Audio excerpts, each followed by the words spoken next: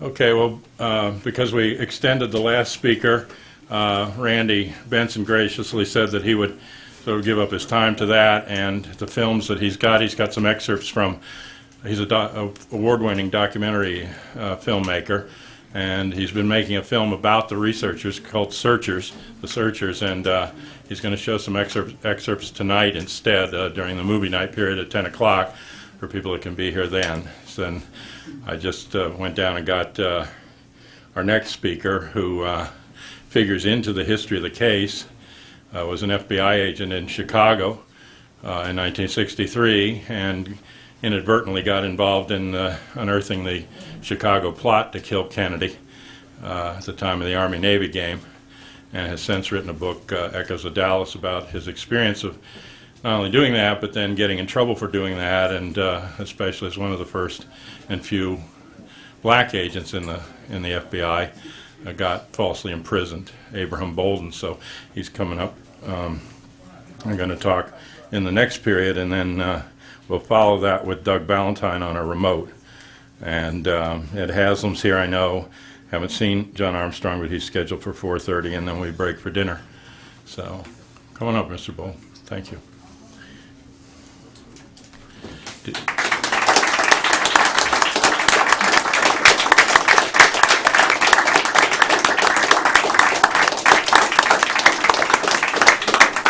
you want to sit up here? Do you want to sit, and I can run the mic? I'll stand. You will? All right. Yes, I'll stand a little Just bit. sit just all. Are we all ready to go? So how is everybody today? I'm doing okay for an old man. Well, first, I need to adjust this mic a little bit. What do you need? Up, down? I'm stepping on the bass. That's all right. size 11. There you go. Okay, that's That better? that's much better. It's just like dancing with a girl and stepping on her feet. You know, it's sort of awkward feeling. It doesn't hurt you, but it's an awkward feeling for her. I would just like to start off my little talk here with praises due to Almighty God, who permitted me to be here today, and who is the perfection of all love, harmony, and beauty. I always do that because by His grace I'm here today. Because during my lifetime I have seen a lot of misery. I was raised up in a highly segregated city, East St. Louis, Illinois, born in 1935. I was educated in East St. Louis, Illinois, became quite a musician, and I'm sort of skimming because I don't have too much time. I became quite a trumpet player during my life. They used to call me Little Satchmo. And I couldn't figure out whether it was because I looked like him or played like him.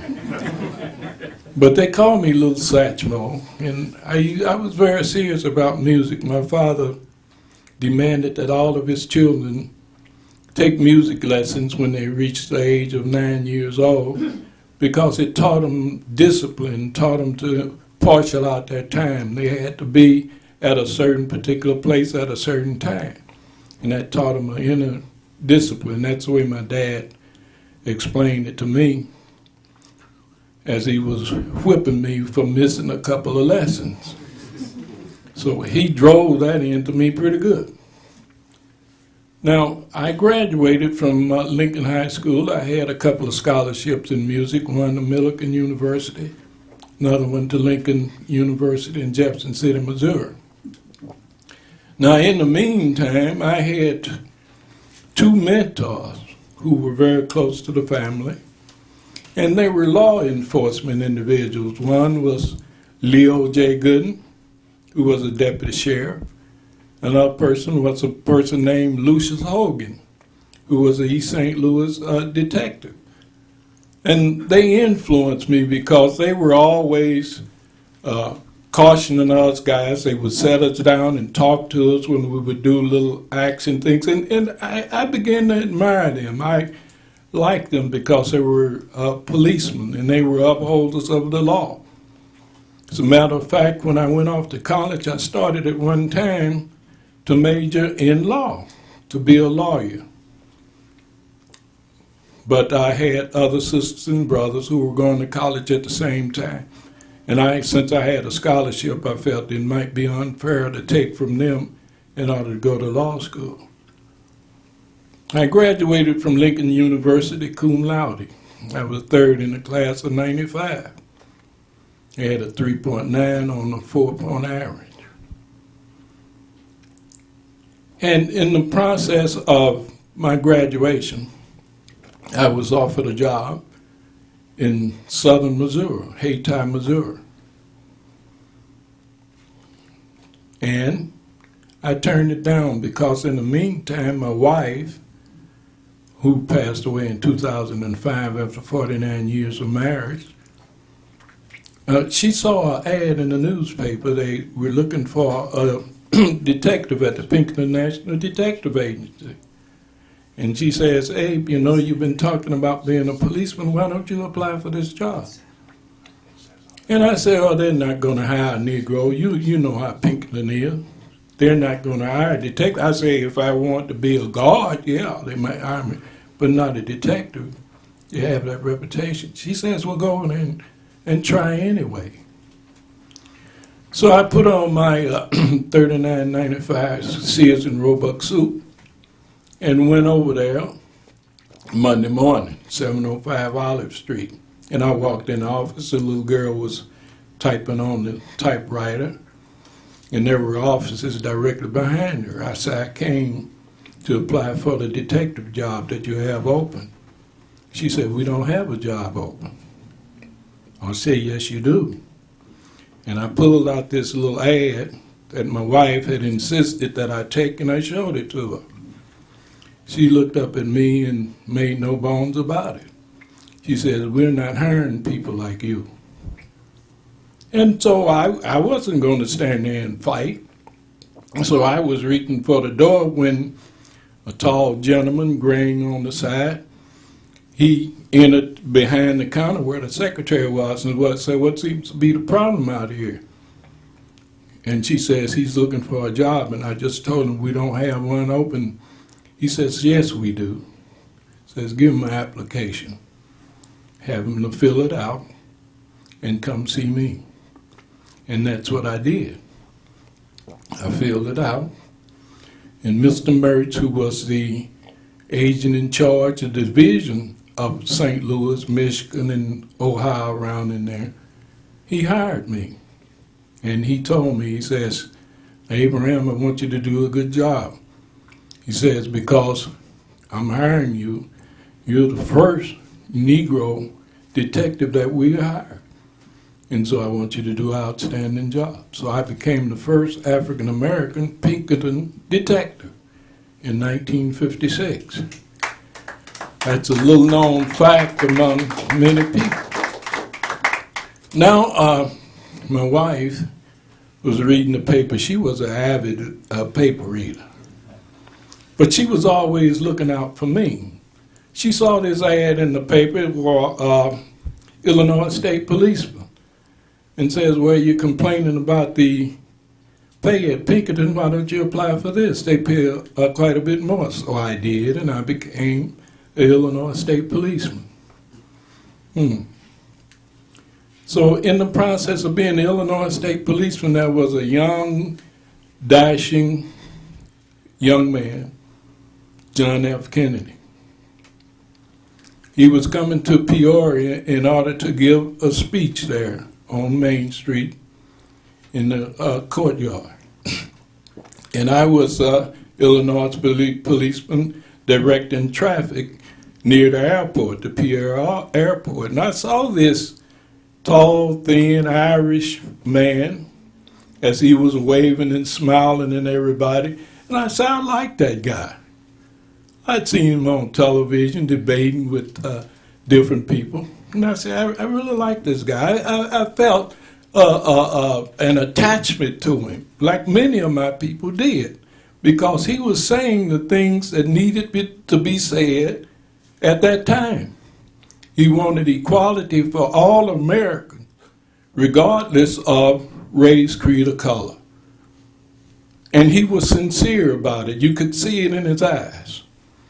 So I was appointed to escort Fred Backstrom, who was a special agent in charge in the Springfield office, around Peoria when the senator was in town. He was making surveys and solving some counterfeiting cases.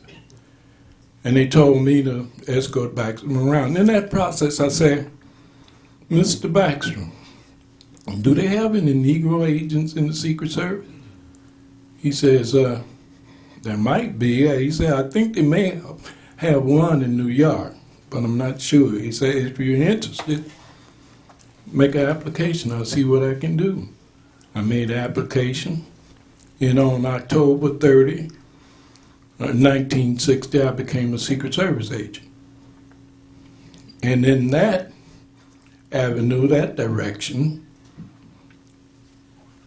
on April 28th of 1961, we had a new president, John F. Kennedy. I was a Secret Service agent stationed in Chicago. Now, the agents in Chicago, whenever the president came to town, we were dispatched on certain security posts where the president was going to be speaking. Instead of putting me in a position where I could see the president, they relegated me to one of the uniform officers' position, guarding the restroom in the basement, one that was set aside for the president alone. About 8:30 on April 28th, 1961, the president was due to come to town. Now, see, the president won Cook County by 8,000 votes, and that's why Kennedy was coming there, to thank Mayor Daley and his Democratic machine for those 8,000 votes told that he won. Now, Kennedy was a pragmatic man, so he knew very well that 7,999 of those votes were dead. But that's the way Cook County ran. So, you know, in Chicago we had a motto back then, you know, vote early and vote often. You know, and so that's the way elections went in Cook County. Now, I'm standing down there by the washroom minding my own business. Had given up seeing the president at all from that perspective. And all of a sudden I heard a big commotion up on I could see up the steps. Photographers were running, tripping over each other. You know how they do when a dignitary comes in. Cameras flashing and everything. And I looked up at the top of the steps. I was saying, I sure wish I could go up there and see the president. And lo and behold, I see the president is walking down the steps to my location. The first thing that the president wanted to do when the motorcade stopped was use the washroom, and there I stood. There I stood. So the president walked up to me, and he stopped in front of me. And I didn't know whether to run or what. You know, this is some experience. The president of the United States stopped right in front of you and looking you dead in the eye. You wonder what's going on here, Mr. President. But anyway, he looked at me and he says, are you a Secret Service agent or are you one of Mayor Daley's finest? I said, I'm a Secret Service agent, Mr. President. And one of the other agents said, he's Agent Bolden. He's stationed here in Chicago. The president looked at me and he smiled, a wonderful smile. When he smiled, everything about him smiled. And you could tell he was a good man in heart. He looked at me, he said, Mr. Bolden.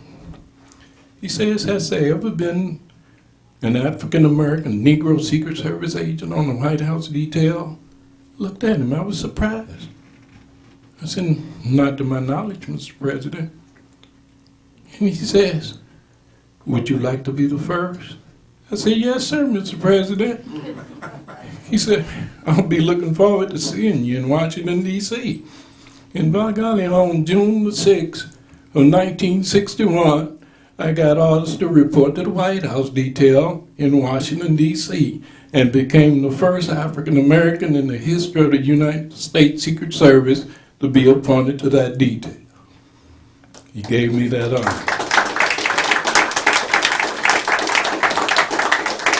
A great man he was. President Kennedy had a heart of gold. I don't know anything about his morality, but I do know that around that White House, he treated everybody the same and demanded that they follow the law so far as he was concerned.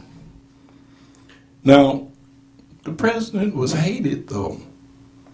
And much to my chagrin, I found out that some of his bigger detractors were agents that were surrounding him. They were the one who, out of the earshot, they were going whispering around talking about he's a nigger lover. He should be dead. I'm talking about security agents that's supposed to be watching him. And they detested him because of his immigration policies. And we loved him for it. President Kennedy was looked upon among the so-called Negroes here in America as a savior. We actually idolized President Kennedy. That was because we saw in him what we hadn't seen in other presidents. And that was an empathy for all mankind. He wanted to level the playing field, and you could just feel it when he talked. There was no trickery in his language. He came right straight down front with the way that he felt that the government should operate. And he was hated for it.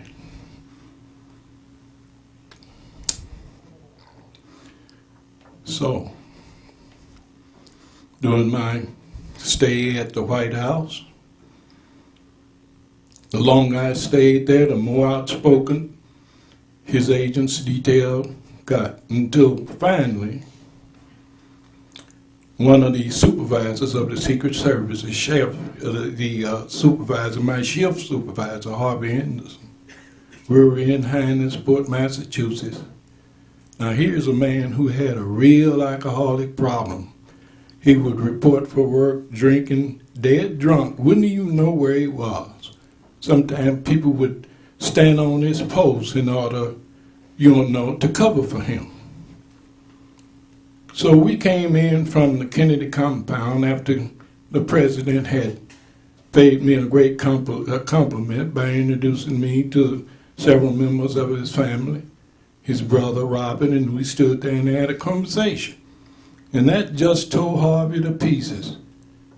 He was really, quote unquote, what we used to call a redneck. This guy was way out there. Harvey told me, as he was finishing about his fourth beer, he looked at me and he said, "Bolden." And I said, "What?" He says, "I'm going to tell you something, and don't you ever forget it." He says, "You're a nigger. You were born a nigger. You were going to die a nigger, and you'll never be anything else but a nigger. So act like one." I'm talking about the supervisor in the Secret Service. This is a man having responsibilities to carry out the president's orders and to protect and defend the Constitution of these United States of America. And that's what he told me. But I retorted to him. I said, "I love you too, Harvey. I love you too." So whatever he meant for me, right back at you. Because I was not going to disgrace the President of the United States, my race, my nation, the American people, by having a physical battle within the Secret Service, within the agent. I was determined not to do that. But I did ask off the detail.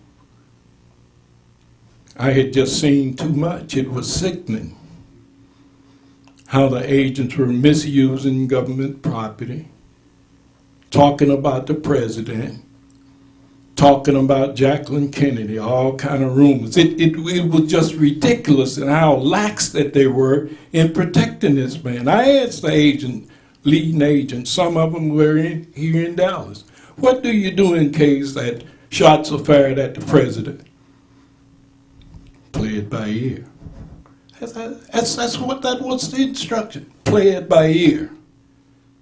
They played it by ear in Dallas here too, didn't they? They played it by ear because they had no plan, and there were so many enemies within the Secret Service ranks that wanted the president dead, and I'm not afraid to say it. They wanted him dead because why? Because he was screwing up the country by integrating the schools in the South. And there were other things that were going on. We intercepted, the Secret Service had intercepted and had transcripts of conversations between Cuban organizations, right-wingers, people saying, how do you think that would be the best way to kill President Kennedy? And he would say, with a high-powered rifle from a tall building. Listen, we knew that long before that it happened, that this is what at least two organizations were planning to do, was shoot the president from a tall building with a rifle with a scope on it. This is what was being discussed. You think that information was spread around the government agencies? No, the Secret Service sat on those files. They sat on, they made no effort to bring these people to justice, even though they had recorded in Miami these types of conversations. And in Chicago had received a telephone call as late as November the 2nd of 1963. And that telephone call came in to Mr. Maurice G. Martineau, who was the SAIC, and said the president was going to be assassinated when he reached Jackson Street in Chicago, Illinois. That was the message. Many investigative agencies have been to Chicago to investigate. They can't find hide nor hair of that conversation that was had. They cannot find an investigation. Secret Service destroyed it. So I became the complainer in the Secret Service. I told them under no uncertain terms, look, your job is to protect the elected president of the United States of America, not John Kennedy, not Eisenhower, not anybody. Your job is to protect and defend the Constitution of the United States of America. And no matter what you think of the person that's holding that office, if you tell me that you're not going to do your job, you should resign. I became a constant complainer, and I knew that they were going to shoot at me. But listen, my people, what wouldn't you sacrifice for the freedoms that we have? I saw freedoms in America at stake. It was bigger than the President of the United States. We had people who were preparing to change our government, and the way that we change our government by other than a ballot box. And that is not democracy. They were making statements like, if we got rid of President Kennedy, I'm talking about conspirators, then President Johnson is going to make things better for us. He's going to give us more money so we can go into Cuba and do our things. And I knew this, but they shelled me off.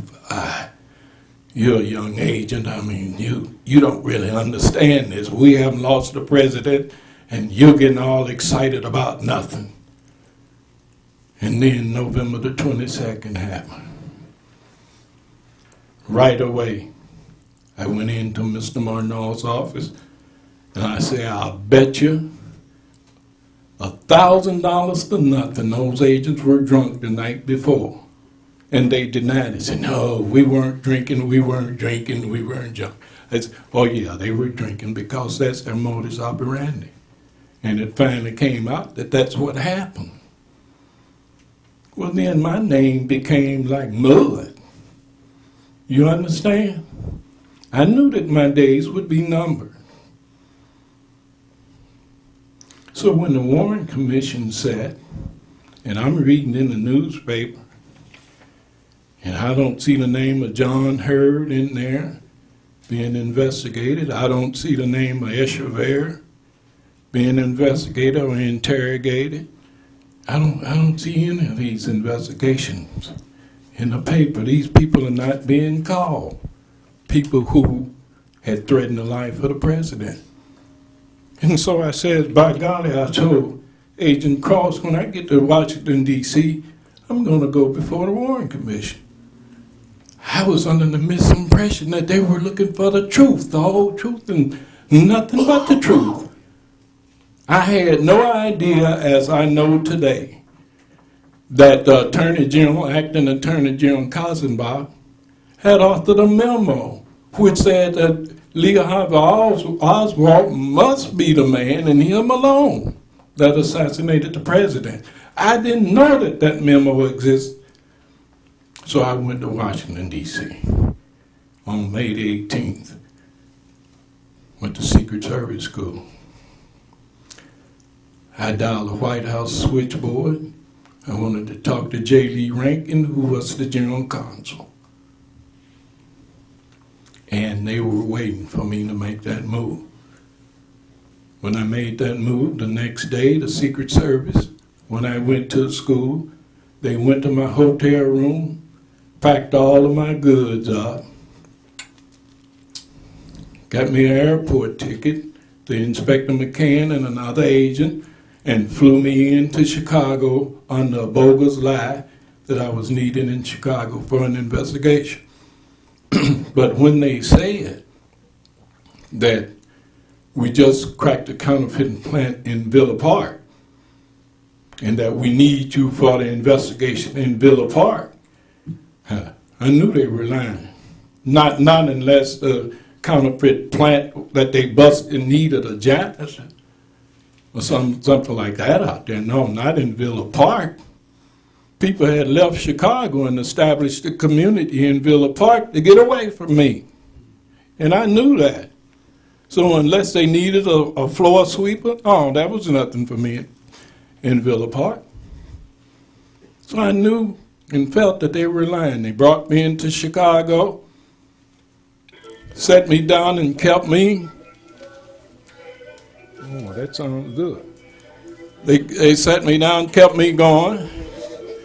I got a music background. Thanks a lot.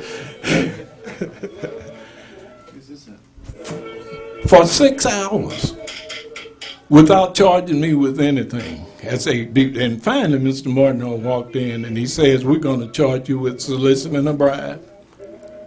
I said, you know that's ridiculous. He said, you can't prove it.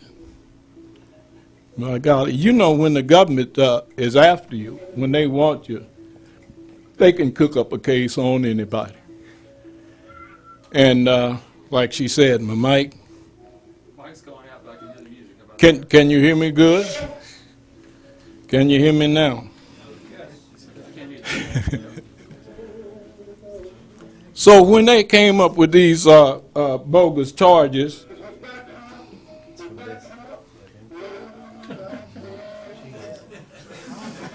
They're after you, Abrams. they after me. Which one of you in here is CIA?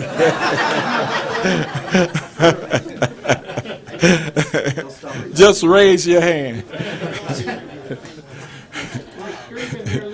Yep. But certainly I knew that I had been set up, but there was not a whole lot that I could do about it. And especially when the testimony had come in the first trial and the judge called a jury out of the jury room and said that, now in my opinion, ladies and gentlemen, the defendant here is guilty of all counts in the indictment. Hey, and sent them back in and said, now go in and vote on the instructions that I just gave you. I knew, this is a railroad on fast items. Huh? But that jury didn't find me guilty, and so they gave me another trial. The next trial, my attorney and all of us, everybody who had something to do with the defense, was locked out of the court building while the jury deliberated. And of course they found me guilty. If that had been the end of it, fine. But I knew that the government was not going to stop with that, because they didn't want the public to know about Echeverria. They didn't want them to know about the Miami conspiracy. But they knew that I knew, even though at that time, did you know that people were saying that I was a psycho, and I was telling them that we had recordings and things of conversations of men saying that they were going to do exactly what Oswald did? People were showing me. They thought that I was having some kind of delusion or something, that I was trying to get back at the government because I was telling them these things.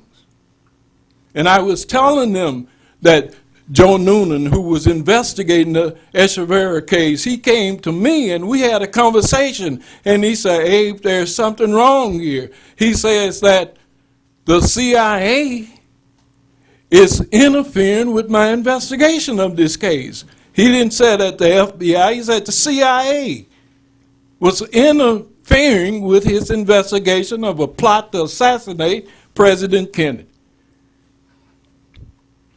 He looked at me and said, oh man, you're a nut. Can't believe anything like that.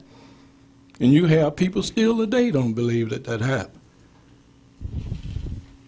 So, when they locked me up at Terre Haute, I knew that they were going to spring the master plan sooner or later. That's how the government works. They're going to either declare you insane, you're going to commit suicide, or they're going to beat you down to the earth to where nobody will have any confidence whatsoever in what you say. So they put me in the camp at Springfield, Missouri. Now, I knew the reputation at Springfield, Missouri. See, they ease you in there in the camp, and soon as the publicity dies down, they ease you into the psychiatric section, declare you insane, and hold you for the rest of your life. That's what they had in store for me. So 3 o'clock in the morning, 2 guards came to my little bunk and said, Bolden, follow me. I pulled on my trousers, went to put on my shirt. They said, no, that's okay, come on, let's go. They walked me through that building. The only thing you could hear was the clicks of the soles of our shoes and the jangling of the keys. They took me over to a section that called 2-1 East. The men in the penitentiary call it the tomb, because when you go in there, you just don't come out. They had people who had been sentenced to 5 years by the court who had been locked up 25 years in 2-1 East because they had been declared insane. And that's what they had in store for me, and I knew it. But I had something in store for them too. Because my parents had taught me long ago that when you get in trouble and you have a problem that you can't solve, you do the best that you can, and then let God do the rest. And I remembered that. And so I placed my whole faith upon God. I did. That's all that I had. They had taken my shoes from me, my clothes, my shoestrings. And I was in there with no one. And death looming over me. Not knowing whether or not I would ever get out of there. And they came by, and the guards, there were 4 of them standing at the door. The door came open and they said, medication time. I said, medication time? I'm not on medication. They said, the psychiatrist said, give you this. I said, you have to go through court to do that. You can't just give a person drugs like this. You have to get a court order because I'm refusing. They said, oh, you can refuse all right, but you're going to take it. You're going to either take it like this, or we're going to give it to you in your rear end. But he didn't say rear end. So they said,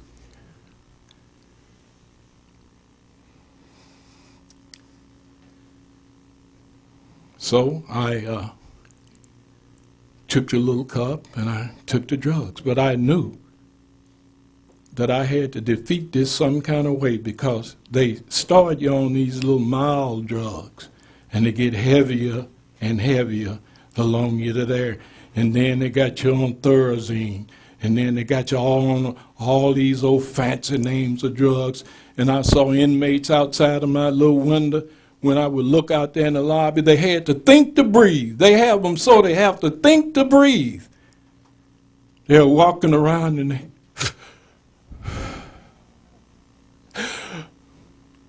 and I'm not exaggerating.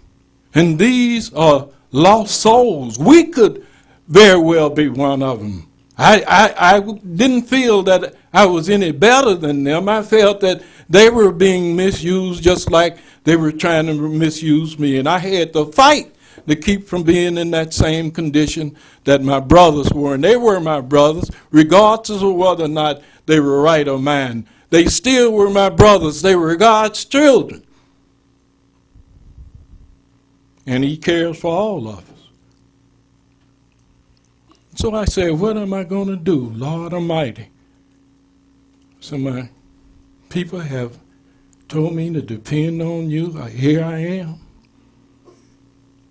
The 10th day I was in there. Sometime I didn't know if I was going or coming. You can't imagine the pressure that I was under. And seeing these people walking past my door in a little window. And some of them are sitting there, they were emotionalists. They just sat there. And I got to fight to stay out of this condition. So one night I laid down. And I'd said my prayers, all right. And I was looking up at the ceiling. It was dark in the room. We couldn't control anything. We couldn't turn lights on and off, couldn't flush the toilet. We couldn't do anything. All of that was done for us. And I saw a light flicker in the right-hand corner of my room. And my God, I said, hey, am I going crazy? Is this stuff working? I said, I know I've defeated the majority of them, but do I have? And then this little light flickered again. And I said, no, I saw it the first time. I'm talking to myself. And all of a sudden the light became brighter and brighter and brighter, like the sun, until I had to almost close my eyes in order not to be blind.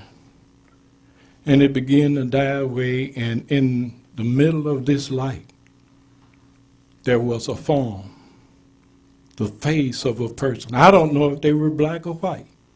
It was just a shadow.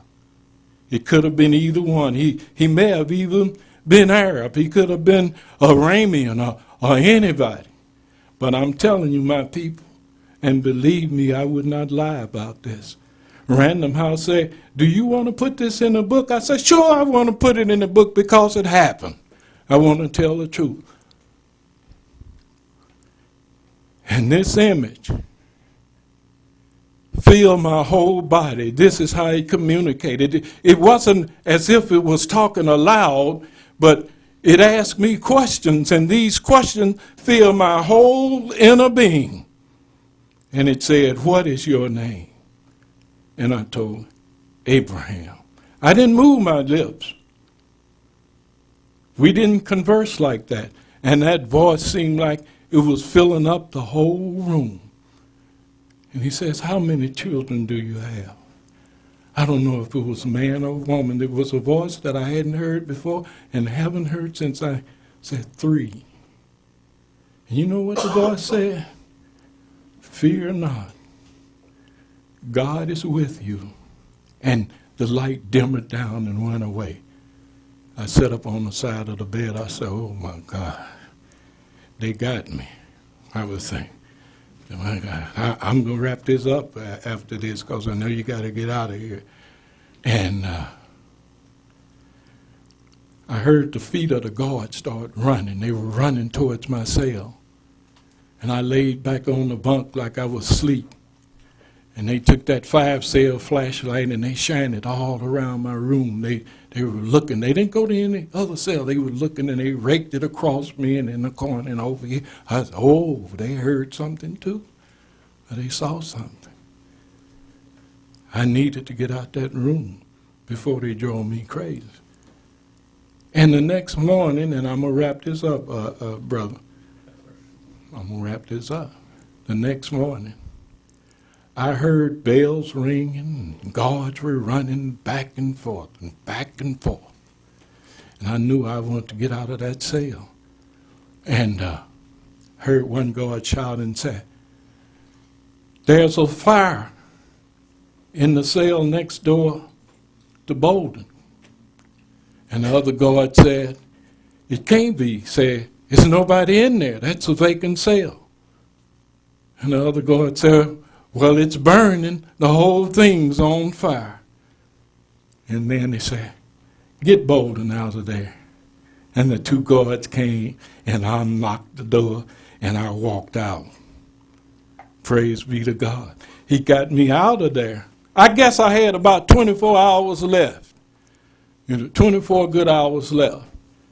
It's a very difficult thing. And I could tell you some other things that happened in the book, but I know he wants to move his program along. And, you know, it take me a half an hour just to get warmed up. So you'll be hearing from me. So you watch your papers and everything because the United States of America now needs a new moral authority. We need to return back to the God and the principles that first created us. And if we don't do that, then we're going to be sorry, and we're going to leave a mess for our children. And time is a wasting. Thank you very much. Thank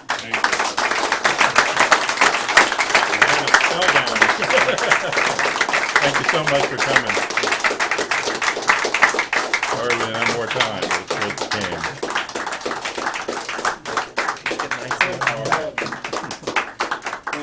I don't know what that noise is.